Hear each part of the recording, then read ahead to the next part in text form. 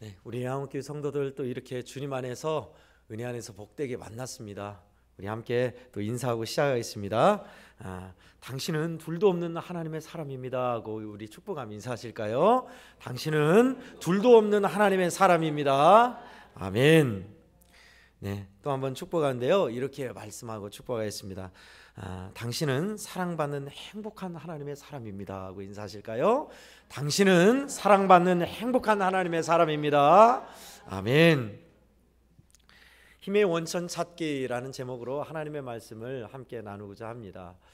여러분, 재벌이라고 하는 큰 회사에 돈이 아주 많은 재벌 있잖아요. 삼성이나 현대, LG, 한화, 그런 회장들, 재벌들의 그들의 힘의 근간은 뭘까요? 당연하죠. 재물입니다. 돈입니다. 재벌이라고 하는데 돈이 없다면 힘 못 쓰죠. 군인들의 힘의 근간은 뭘까요? 군인, 싸우는 군인들. 물론 최신의 무기, 튼튼한 국방력, 다른 어떤 것도 있겠지만 가장 기본이 되는 것은 군인은 훈련이고 사기입니다. 목숨 던져까지 내가 나라를 지키겠다라는 그 사기, 그리고 평소에 연단된 훈련, 그게 있어야 군인의 힘의 근간이죠.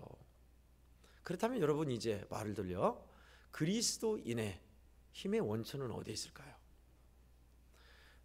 이 질문에 답이 있습니다.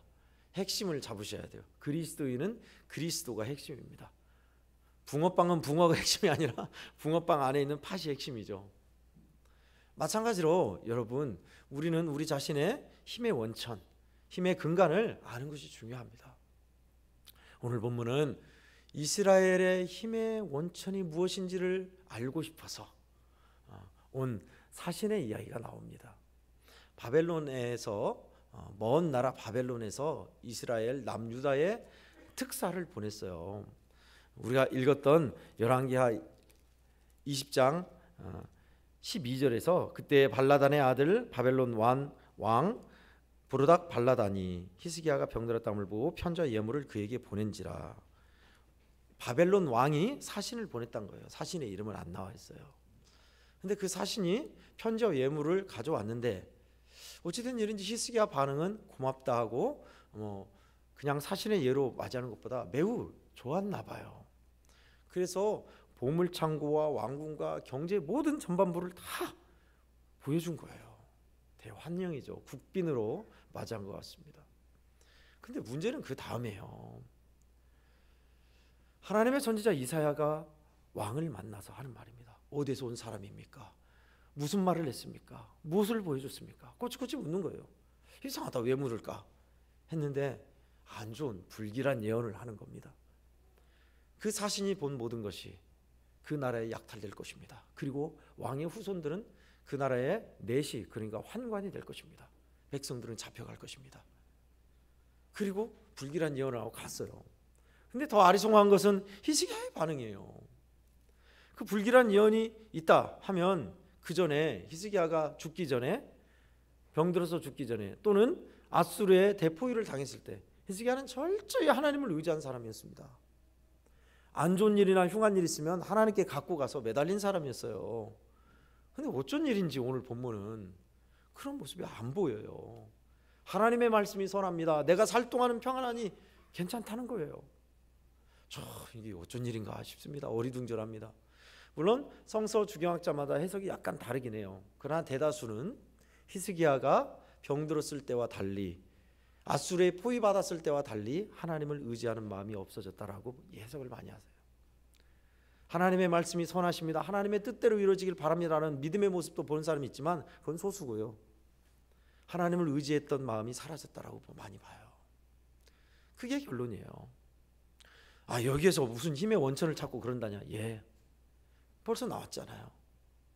히스기야가 진정 나라에 강력한 힘을, 위세를 떨칠 수 있었던 것, 그의 생명, 인간의 힘으로, 인력으로 되지 않는 죽음 앞에서 살 수 있었던 것은 어디의 능력이었습니까? 바로 하나님을 의지하면서 나왔었어요. 하나님이 나를 이렇게 살려주셨습니다.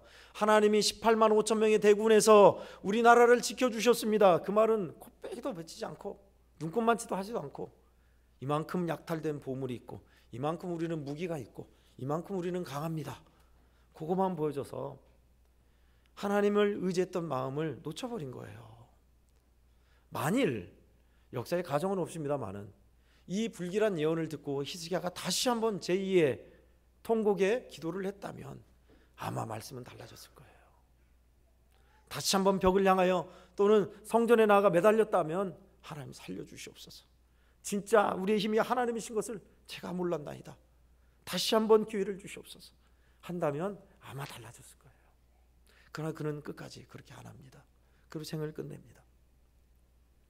여러분, 이게 왜 우리에게 중요하냐? 저와 여러분, 우리의 애원교회 성도들의 힘의 원천을 잊지 않고 사는 것이 중요해요. 다 된 밥에 코 빠뜨린다고 믿음의 일도 마찬가지입니다. 저는 우리 애원교회 성도들에게 다 축복의 말로 그 말씀을 전합니다. 여러분, 우리의 믿음의 인생이 해피엔딩 되시기를 축원합니다. 아멘. 전보다 나중에 더 좋으셔야 돼요.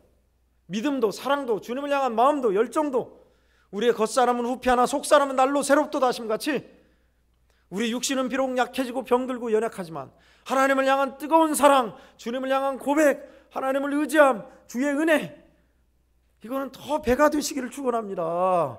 아멘. 그것이 바로 힘의 원천을 잊지 않고 사는 사람들의 모습입니다. 근데 여러분, 하나님을 의지하는 우리가 힘의 원천을 알아야 하는데 진정한 우리의 힘의 원천은 하나님께 있다.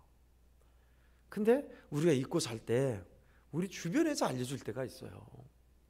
우리는 때로는 저와 우리 한국교회 성도들은 우리 자신을 너무 과소평가하는 면이 있습니다. 여러분, 우리는 꽤 괜찮습니다. 무엇에서 괜찮냐? 하나님께서 우리와 함께 하시고 은혜 베풀어 주시고 사랑하시다는 것을 생각하면 우리는 꽤 괜찮은 인생이에요. 할렐루야. 아멘. 자만하는 말이 아니에요. 꽤나 괜찮구나, 꽤나 좋구나라는 거 말입니다. 왜요? 이스라엘 백성들도 그랬어요.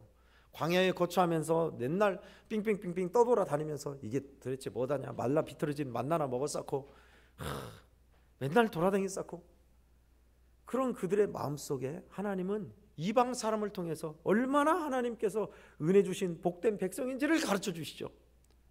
지난주에는 특별 새벽 예배로 열흘 동안 우리가 하나님 앞에 특별 새벽 말씀을 따로따로 다 대하고 기도하는 시간을 가졌습니다. 교회를 위해서, 임직하신 분들을 위해서, 임직자를 위해서 기도했었죠. 저는 물론 임직식도 준비했지만 그때 시간을 없는 관계로 열심히 많이 준비 못했지만 그때 말씀 준비하고 은혜를 참 많이 받았어요. 민수기 23장 21절 22절은 그것을 우리에게 보여주는 말씀이었습니다. 민수기 23장 내용은 이스라엘 백성이 광야에 있을 때 모압 왕이 저 떠돌이 공동체 히브리인들은 이길 수가 없다는 걸 알았어요. 그래서 어떻게 했냐?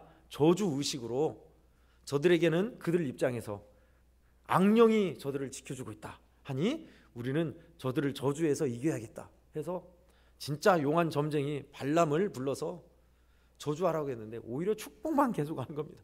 하나님이 그 선지자 발람까지도 입을 주장하사 축복한 내용이 나와요. 그 중에서 우리가 다뤘던 것이 21절 22절입니다. 말씀을 봉독해 드리겠습니다. 야곱의 허물을 보지 아니하시며 이스라엘의 반역을 보지 아니하시는도다. 여호와 그들의 하나님이 그들과 함께 계시니 왕을 부르는 소리가 그들 중에 있도다. 하나님이 그들을 애굽에서 인도하여 내셨으니 그의 힘이 들소와 같도다. 아멘. 무슨 말이에요? 이스라엘 백성들이 하나님의 선택받은 백성인데 엉터리였어요. 그들의 허물과 반역은 밥 먹듯이 허다했습니다. 근데 하나님은 그것을 개의치 아니하시는도다. 오히려 그들과 함께 하시며 능력으로 함께 하시니 그 하나님의 왕을 부르는 소리가 그들 중에 있도다. 아멘. 얼마나 복돼요. 그리고 애굽에서 그들을 끌어내는 하나님의 능력이 들소의 힘과 같도다. 이길 수가 없단 말이에요. 여러분, 이게 무슨 말이에요? 저와 우리 한국교회 성도들이 아무리 믿음 생활하면서 엉터리요 하나님의 마음을 아프게 하고 의도적으로 하나님의 말씀을 어기고 불순종하고 옛날 그 모습 그대로일지라도 그럼에도 불구하고 하나님은 그 사랑을 거두지 아니하시고 여전히 사랑하시며 능력으로 동행하시며 결국 하나님을 인정하며 왕을 찬송하는 그 소리가 들리게 하실 거란 말입니다. 아멘. 이것이 꽤 우리가 괜찮은 자리에 있다는 겁니다. 또 하나 굉장한 우리에게 주신 사랑이 있지요. 날 사랑하시는 하나님의 사랑. 다 거두절미한다고 해도 사랑의 극치는 십자가입니다. 하나님께서 날 여전히 사랑하신다는 사실은 십자가이죠. 십자가의 길이 멸망하는 자에게는 어리석은 것이로되 구원 얻은 우리에게는 하나님의 능력이 됨이라. 아멘. 고린도전서 1장 18절입니다. 쉽게 풀이할게요. 또 한번. 하나님의 아들 예수 그리스도와 나와 둘 중에 하나를 선택해야 하는데 하나님은 독생자를 포기하시고 나를 선택하신 거예요. 그것이 지금도 여전한 하나님의 사랑입니다. 굉장한 사랑이죠. 서두에서 여러분 우리가 빈소리로 축복한 게 아닙니다. 우리는 하나님의 지극한 사랑을 받는 행복한 사람이 맞아요. 아멘. 여러분 절망하거나 낙심하거나 아유 나는 쓸모없는 인간이야. 아니요. 그렇지 않아요. 그렇지 않습니다. 꽤나 괜찮습니다. 꽤나. 두 번째는 여전히 능력과 은혜로 함께 하신다는 사실입니다. 첫 번째는 나를 사랑하심, 능력과 은혜로 함께 하심. 마태복음 28장 20절은 볼지어다 내가 세상 끝날까지 너희와 항상 함께 있으리라. 아멘. 끝날까지 무슨 일이 있어도 우리 호흡이 멎고 심장이 멎는 그날, 죽음이 우리를 찾아오는 그날까지, 아니 그날 이후로도 끝까지죠. 영원토록이죠. 항상 함께 있으리라. 죄 지을 때도 잘할 때도 잘못할 때도 기쁠 때도 슬플 때도 하나님이 항상 함께 하신다는 사실, 이것이 우리에겐 참 힘이고 든든함입니다. 제가 우리 성도들에게 2번 이상 그때 말씀드린 이게 참 비유가 맞는 것 같아요. 예전에는 치간이라고 하는 뒷간이 있었죠. 화장실이 건물 밖에 있었습니다. 지금이야 집 안에 있지만 안방으로 들어와서 막 방 안에도 있지만 예전에는 화장실 가려면 집을 문 열고 나와서 걸어서 갔잖아요. 그래서 뒷간이라고 했고 치간이라고 했습니다. 문제는 뭐냐? 전기불도 많지 않은 그때 추운 겨울에 전설 고향마저 봤던 그때 화장실 가려면 이제 혼자 못 가는 거예요. 무서워 귀신 나올 것 같아. 그럼 어떻게 합니까? 반드시 누구를 데리고 갑니다. 가서 가자 하고 앞에 있어라 하고 앞에 기다리고 있어 하고 화장실로 가죠. 왜 그러죠? 누가 있으면 무섭지 않은 거예요. 든든한 겁니다. 누가 곁에만 있어도 그래요. 그런데 만왕의 왕께서, 능력의 주께서, 크신 은혜의 주님께서 성도 여러분, 여러분의 가는 길, 일터, 삶의 자리, 무서울 때, 두려울 때, 겁날 때, 낙심할 때, 좌절할 때, 슬플 때, 스트레스로 무거운 짐을 받을 때 여전히 동행한다는 사실이 무엇보다 든든함이고 은혜요 기쁨인 줄 믿으시기 바랍니다. 아멘. 아멘. 끝으로는요, 주님을 바라보고 의지하는 것이 진정한 우리의 힘입니다. 여호와를 기뻐하는 것이 우리의 힘이라 했습니다. 그 기쁨은 주님을 바라볼 때예요. 여전히 주님이 이러한도 이런 속상한 상황에서도 주님은 여전히 함께 하신다 하고 주님을 염두하고 바라보는 겁니다. 의지하는 겁니다. 히스기야의 진정한 힘이 어디에 있었습니까? 오늘 본문 15절에서 무엇을 보았나이까 하고 있어요. 15절 이사야가 이르되 그들이 왕궁에서 무엇을 보았나이까? 그 사신들이 보고자 한 게 뭐였어요? 이 나라의 힘의 원천이 뭐냐? 왜요? 가장 최강국이었던 아수르를 물리쳤던 이 조그마한 나라의 힘의 원천이 무엇이냐? 그거 보러 온 거예요. 지금 무엇을 보여주셨습니까? 무엇을 보았습니까? 여러분, 우리가 뭘 봐야죠? 그래요, 우린 약하지만 나는 비록 연약하나 우리를 이기게 하시고 복되게 하시는 주님 바라봐야 합니다. 주님을 바라보고 의지하면 됩니다. 도무지 참을 수 없는 순간에도 참고 이기게 하시고, 그래서 그 인내를 통해서 사람들이 달라진 그리스도인 우리의 모습을 보는 겁니다. 지난주에 있었던 일입니다. 망설이다가 말씀드립니다. 한 성도님으로부터 전화가 왔어요. 동료 중에 함께하는 사람들이 나를 그렇게 못 살게 군다는 거예요. 달달달달 나를 볶아 먹으려고, 잡아먹으려고 그런다는 거예요. 어찌게 해야 합니까 목사님? 그런 거예요. 제가 뭐라 했겠어요? 딱 지난주 말씀이 떠오르더라고요. 달라진 삶의 방식 뭐였습니까?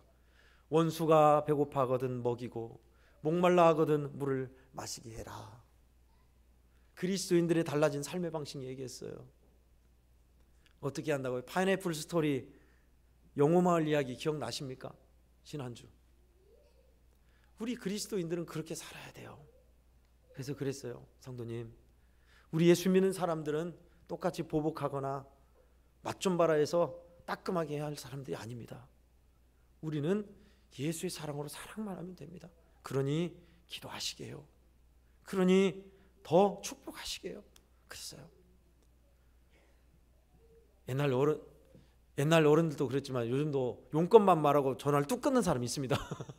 그래서 기도해 주려고 더 얘기하려는데 뚝 끊겼어요, 전화가. 여러분, 우리 그리스도인들은 그런 사람들입니다. 우리 힘의 원천이 어디 있습니까? 하나님께 있어요. 하나님 의지하고 구하면 하나님이 바꿔놓으세요. 그렇게 이기게 하세요. 도대체 언제까지 그래야 합니까? 네, 주님이 이루실 때까지요. 그 기간이 길수록, 그 어려움이 깊을수록 그것은 더 빛나게 돼 있어요. 제 말이 아닙니다. 오스왈드 챔버스 목사님의 글을 인용하고 말씀을 마치고자 합니다. 하나님은 좌절을 통해 우리를 연단하신다. 승승장구하던 삶이 실망의 장벽에 부딪혀 산산조각 나면 비로소 우리는 좌절 속에서 일하시는 하나님의 섭리를 깨닫는다. 하나님은 자신의 보물을 어둠 속에 숨겨두신다. 아무리 찬란한 별도 밤이 되기 전에는 보이지 않는다. 인생의 어느 시점에서 당신은 하나님의 보물을 보게 될 것이다. 그 아름다움과 찬란함을 보면서 그런 하나님의 능력이 어디서 나오는지 궁금해질 것이다. 그 능력은 어두운 곳, 예기치 않은 일들 속에서 하나님의 뜻이 드러나는 곳에서 나온다. 아멘입니다.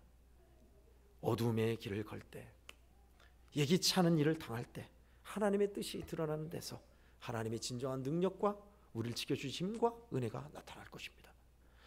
오늘 주신 말씀 기억하며 하나님이 나를 사랑하신다는 사실, 여전히 능력과 은혜로 세상 끝날까지 함께한다는 사실, 주님을 바라보고 의지한다는 것이 진정한 우리의 힘인 것을 아시고 그 힘의 원천을 놓치지 마십시오. 기억하며 살며 넉넉히 이기고 하나님께 영광 돌리고 은혜를 끼치는 우리 한국교회 성도들이 다 되시기를 예수님의 이름으로 축원합니다. 아멘. 좋으신 하나님 아버지, 우리는 꽤 괜찮은 사람인 것을, 우리는 이토록 행복한 인생이며 너무나 복된 인생인 것을 말씀을 통해 다시 한번 배웠습니다. 하나님 여전히 엄청난 사랑으로 살아가시다는 사실, 굉장한 능력과 은혜의 주님께서 나와 동행한다는 사실, 주님을 바라보고 의지하면 어느 것도 이기지 못할 일이 없고 승리하고만 안다는 사실을 오늘 가르쳐 주셨으니 힘의 원천인 주님을 바라보며 놓치지 않고 살아가는, 하나님께 영광 돌리고 많은 이들에게 은혜를 끼치는 축복의 우리 성도들 다 되게 하여 주시옵소서. 예수님의 이름으로 간절히 기도하옵나이다. 아멘. 다 함께 찬송